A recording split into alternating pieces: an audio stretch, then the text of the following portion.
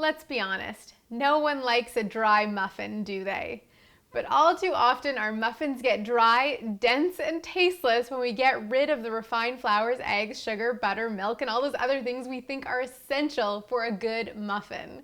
Today I'm revealing my top 3 tips for gluten-free, yeast-free, dairy-free, vegan baking. Yep, it's all about the moist muff today on MeghanTV.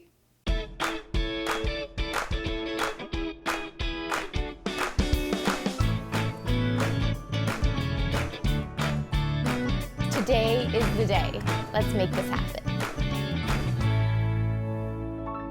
I'm gonna let you in on a little secret. I don't actually know how to bake with refined ingredients. I learned to cook as I was learning about nutrition, and so my recipes evolved only using whole foods, which is why I think I discovered these 3 really important tricks.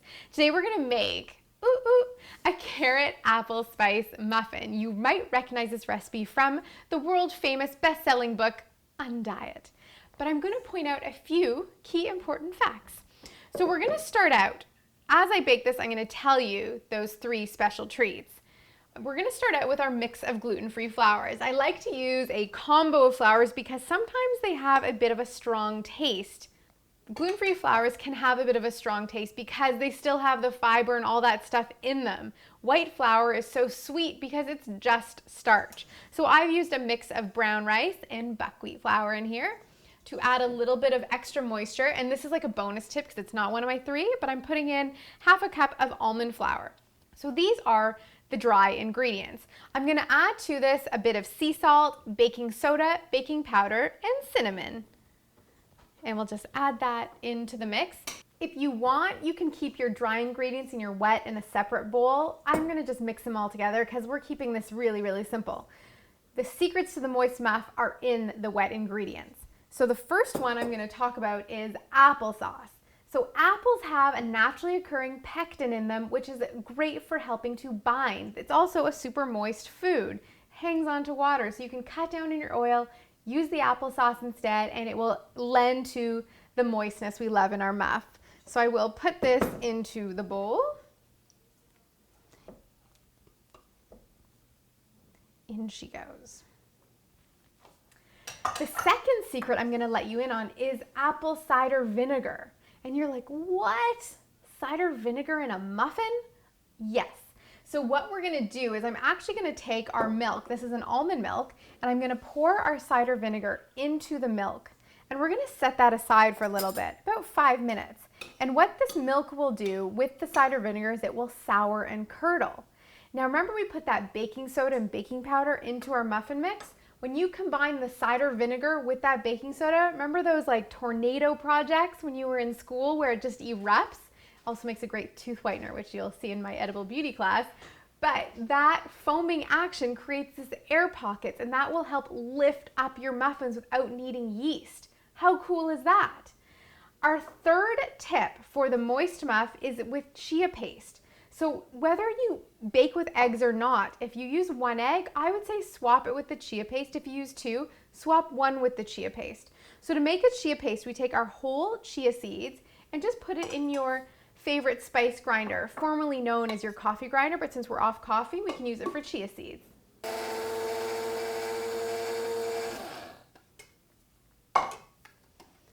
So now, we'll scooch this aside. We've got our ground chia. We're going to put into the bowl,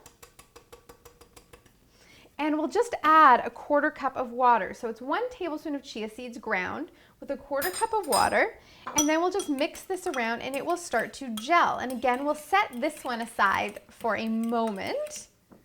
To the side it goes, and then we'll add in our oil that we're using, which is a coconut oil. If you don't want this to be vegan or don't need it to be vegan, I would recommend using a ghee, a clarified butter, organic, preferably harvested from June butter of the cows that were harvested out grazing in June, eating the fresh grass, or just whatever. Just keep to the basics.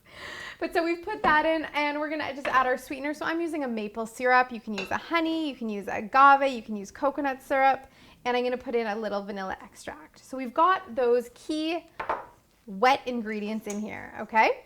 I will mix this together, and because we don't yet have our baking soda in, it's really not a problem. Or rather, because we don't have our vinegar in, it's not a problem to start mixing the wet with the dry. So I've got that going, and we'll just put this aside for a moment while I get our accoutrement added. What's really awesome about this recipe is you can essentially turn it into whatever kind of recipe you want. Today we're doing carrots and apples, but you could do multi-berry, all those kinds of things. So we've got our apple all ready and chopped. We've got our carrots here. Now we've been letting our milk and our chia hang out over there, and we're about ready to add it. Now this is gonna be really gross. That's the point. But you'll see that our milk has now curdled. It's not a very delicious consistency. It's a bit like baby puke. But that will act with the baking soda to create those air bubbles. And then we've also got our chia paste, which you can see also has congealed in a beautiful mucilaginous puddle. Let's get that out. And then we'll mix in these ingredients into here. And we can just add in our apple,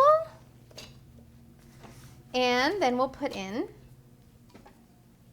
our carrots. And now it's time for some serious mixing. So we pull out the big guns, also known as the red spatula, and we're just gonna mix the entire batter together. And we just mix this all in thoroughly to form a beautiful muffin batter. So once your batter is mixed, we're gonna drop it into our parchment-lined cookie sheets. I like to use parchment paper over non-stick trays because it's just a little bit less chemical. And you'll put about 1/4 cup into each cup.